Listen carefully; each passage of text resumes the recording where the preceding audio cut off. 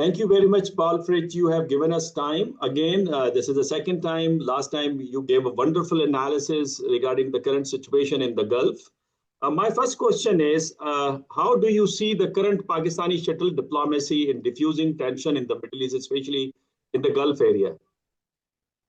Well, I think both sides would rate the Pakistani role as mediator in this conflict very highly. I think your prime minister and your chief of the general staff have both played a very active, very energetic role in trying to bring the two sides together.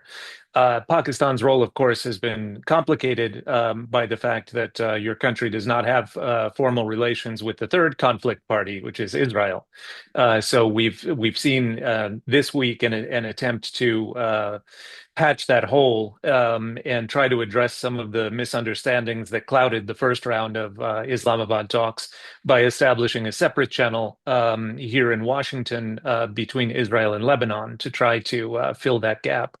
But in general, I think Pakistan has done everything that could be expected of a good faith mediator. The question now becomes whether the conflict parties themselves are prepared to make the concessions that would be necessary to meet in the middle and come to some sort of agreement that could result in a long-term sustainable solution to this conflict.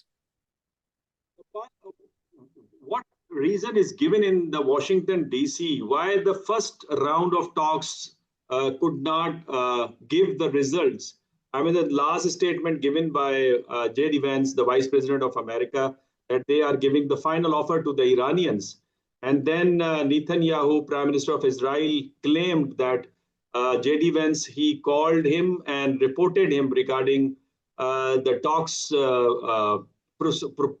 process in the Islamabad. Yes, Mr. Netanyahu's comments regarding Mr. Vance allegedly reporting to the Prime Minister of Israel were not particularly helpful to Mr. Vance here in Washington. But yes, I think you said it yourself. The statement by Mr. Vance that the American offer, which envisioned a 20-year moratorium on all uranium enrichment, which is something that at this stage was clearly unacceptable to the Iranian side, his characterization of that as the last best offer that Washington was going to make.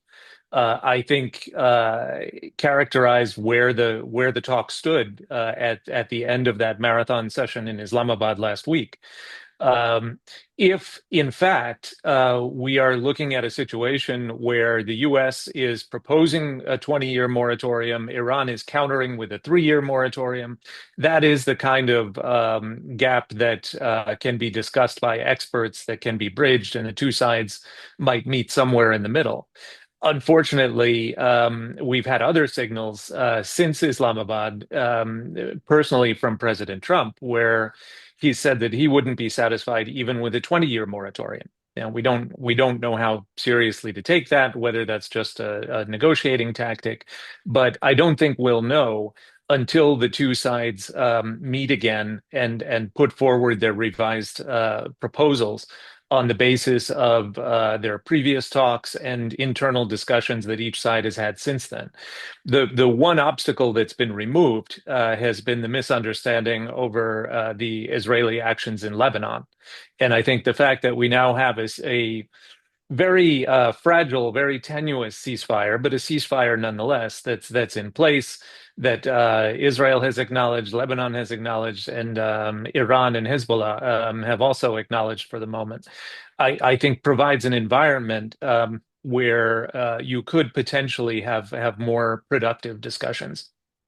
Well, the meeting block has been removed, as you mentioned that Lebanon got the ceasefire, temporary ceasefire, but at least ceasefire. And Iranians, they have opened up the Strait of Hormuz. But I mean, the narrative which is in our media that Netanyahu needs another war to remain in power. Otherwise, corruption cases are matured and he would be behind the bar. I think people are discussing that. Certainly, that was a narrative that surrounded Mr. Netanyahu with regard to the Gaza war. But we did manage to reach, again, a fragile ceasefire that perhaps hasn't made as much progress toward a sustainable, lasting peace as some might have hoped last year. But yes, clearly, Mr. Netanyahu has his own personal and political interests, as well as the national interests of Israel. That said, this war, as I understand it, has been much more popular within Israel than Mr. Netanyahu himself. And I don't think that you resolve the problem of Israel's role in the region and its relationships with its neighbors, the existential threat that it sees itself under, coming from all directions, coming from Hamas, coming from Hezbollah, coming from Iran. I don't think you resolve that problem by removing Mr. Netanyahu from the equation. But certainly, we've seen at various points in this conflict where American interests and Israeli interests have not necessarily completely overlapped. And I think that makes it even more complicated that we now have this negotiating format from which Israel is structurally excluded.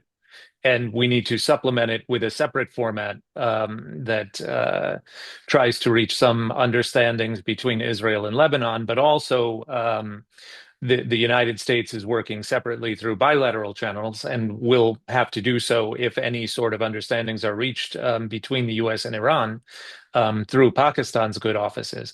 The United States will have to work separately to bring Israel on board in supporting whatever is agreed in Islamabad. Mr. Ambassador, how do you see the current international order or current international system? Is it intact or it is in a mode of transformation? Because both narratives Yeah. are going on in the debates of international relations. I think it's certainly evolving. And I think it's under significant strain, and not only, but significantly because of the current conflict.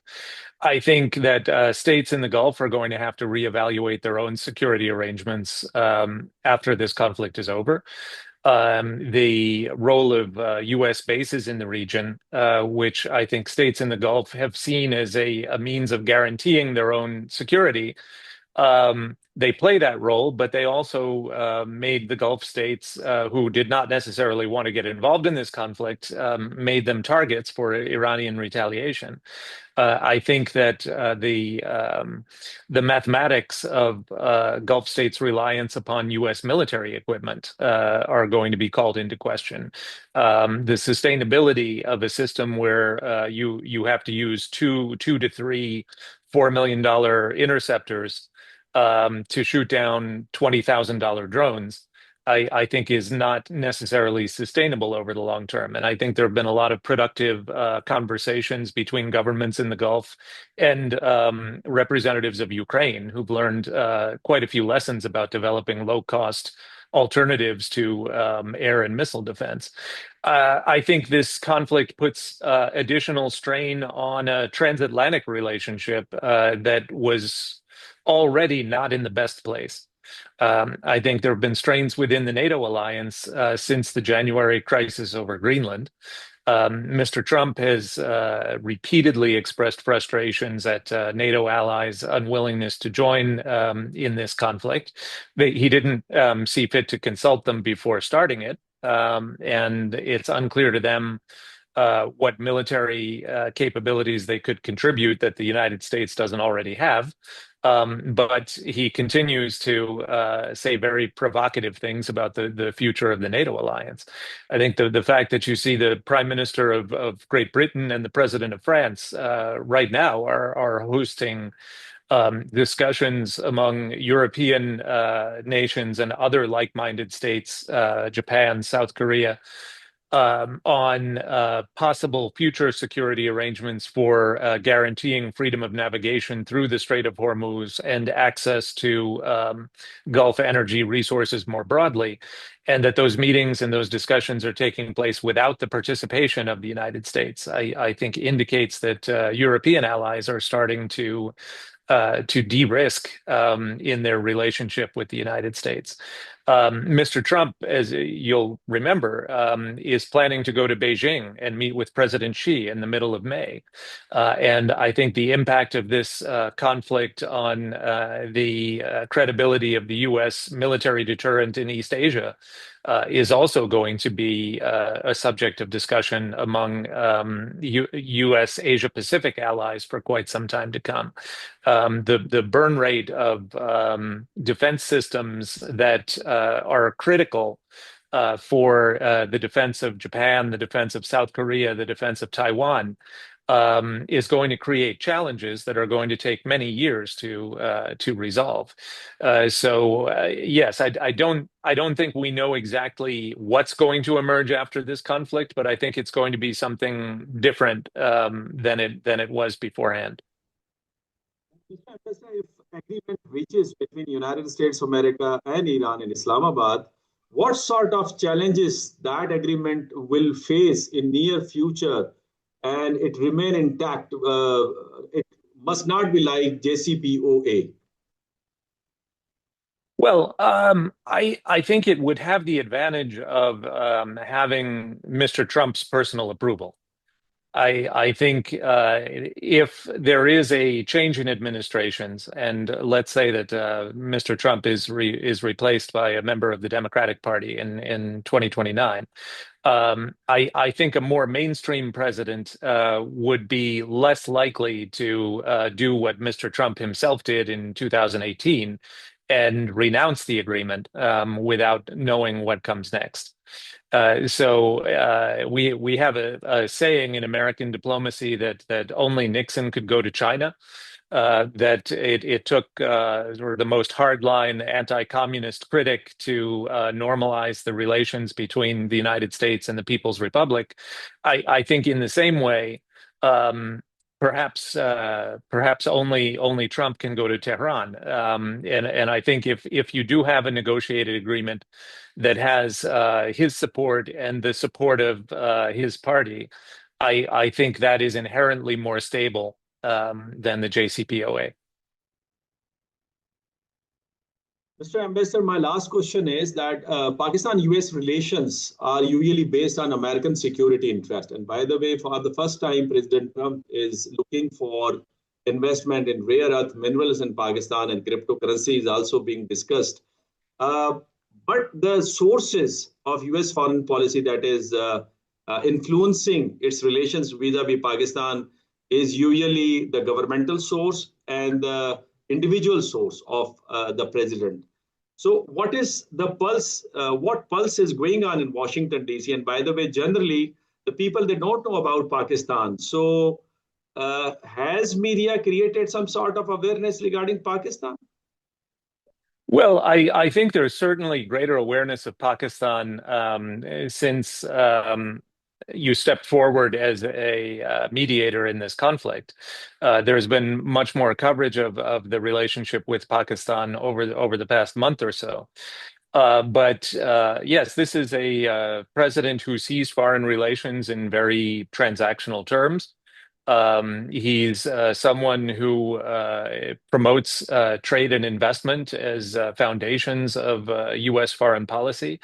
And I think he and his administration would be very interested in further developing that side of the relationship with Pakistan, particularly if we succeed on all sides in finding some sort of a solution to this conflict in the framework of a Pakistani chaired process.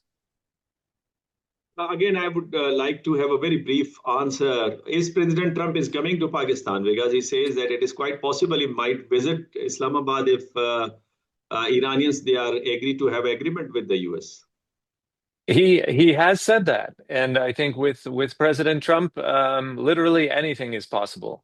But I can't in the current situation, I can't give you an educated opinion on that. I think that the chances are higher if there's another positive round of negotiations, and it looks like an acceptable deal is within reach. Yes, I think this is the kind of a thing that he's liked to be personally associated with. Ambassador Palfish, thank you very much for your time and sharing your analysis with us. And really, it is appreciated. My pleasure. Thank you. Thank you.